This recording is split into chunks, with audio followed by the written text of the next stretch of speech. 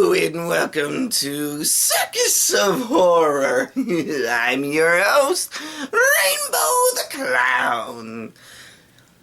In the 90s, when us children wanted to be frightened,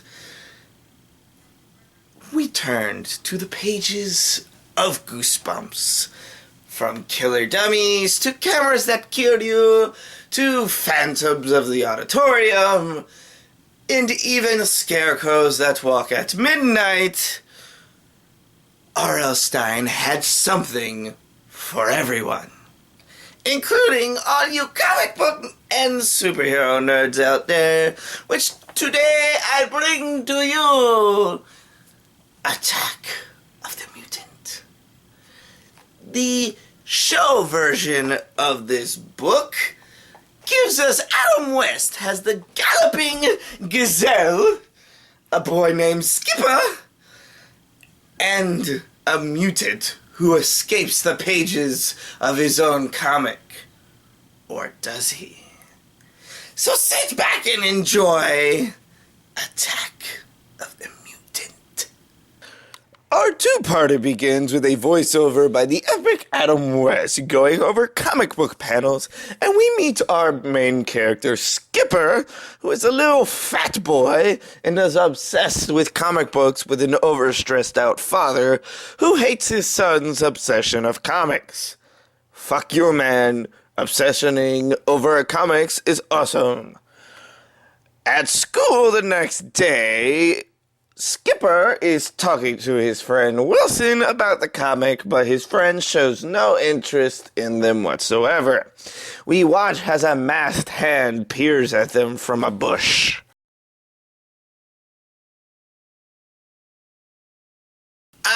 Sir? I do believe Jared is back at the school. You might want to call Subway. Skipper is on the bus to an appointment and meets a girl named Libby, who seems interested in his comic. The two have a debate on which comic is better, and it causes him to miss his stop. Skipper begins to wander around and comes across the mutants' headquarters and snoops around trying to figure out how it's even possible to exist. That night, Skipper discusses with Wilson how the building's existence is even possible, and we witness the worst jump scare possible.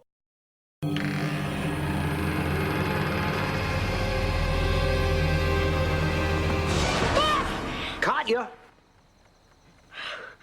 I'm sorry. Skipper tricks his dad into thinking he's reading algebra instead of his comic, and the next day goes to see the building again, but it has magically disappeared. At home, Skipper's mom hands him the newest issue of the Mutant, and he discovers the mutant in the comic has invented an invisibility curtain to hide his headquarters. So Skipper thinks it might have happened in the real world as well, but Libby thinks he's full of it until shit gets real.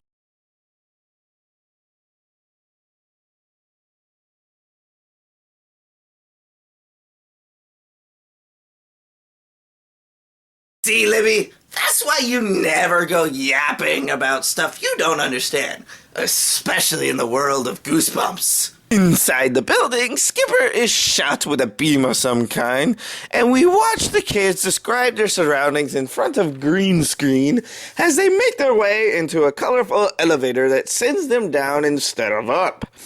The elevator is completely useless now, so it forces them to look for another way back up. Libby disappears and Skipper wanders into a room with many different drawings. He learns something he didn't expect, and the episode ends. Part 1 ends with the mutant sneaking up on Skipper, and we jump straight into the second part, with that bitch Libby being behind a cardboard cutout of the mutant, and the drawings of Skipper have disappeared. The two leave the building, and later that night, Skipper starts seeing dots. Talking about how he thinks that some kids get so involved in comic books that they start living in their fantasies. Now, is that what I have been saying or what? That's what you've been saying? Mm-hmm. What were you about to say, Skipper? Oh, Skipper has no idea what to think, and with no none of his friends and family believing him, and later that night, he gets another new comic. This time, images of him are actually within the comic. This causes him to freak out like it should, and he heads back to the mutant's lair to figure things out, the mutant trailing him the entire time. This time, Skipper finds the gazelle tied up. You're the galloping gazelle. You're real. Real tired of waiting. Turn that heat off. Come on, I'm broiling. With the gazelle free, the two head up the stairs into the mutant's main room, and all is normal until the chair the gazelle sits on turns out to be the mutant and spins our superhero until he decides he's too old for this shit and actually leaves Skipper to deal with the mutant on his own like a douche canoe would do. Skipper tricks the mutant by making him think another hero showed up, and magically Libby shows up. Skipper tries to warn Libby about the mutant, but I have the feeling she already knows more than we think. No, he's a mass mutant. He could be anything. He could even be me. Maybe that's not funny. There is no Libby. There never was. Oh. And now I must do something very bad to you, Skipper. No, please.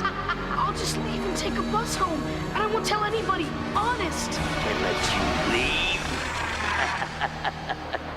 You belong here now.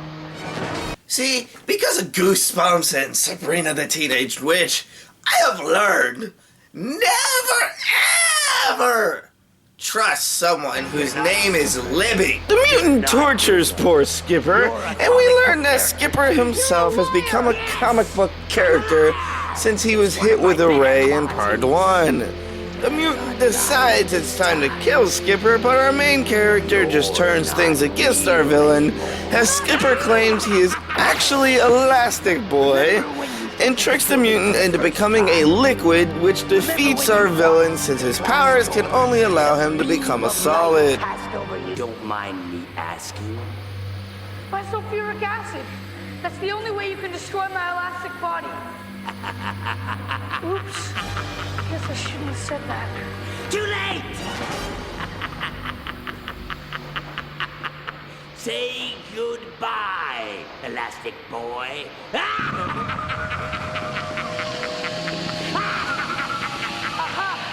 There's one thing you forgot, Mutant. You can change into a solid fat. But once you change into a liquid, you're dead. Huh? You tricked me! The great masked mutant tricked by a boy!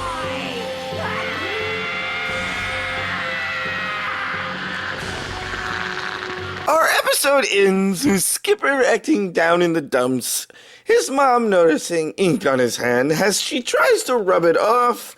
We see the truth about our Skipper.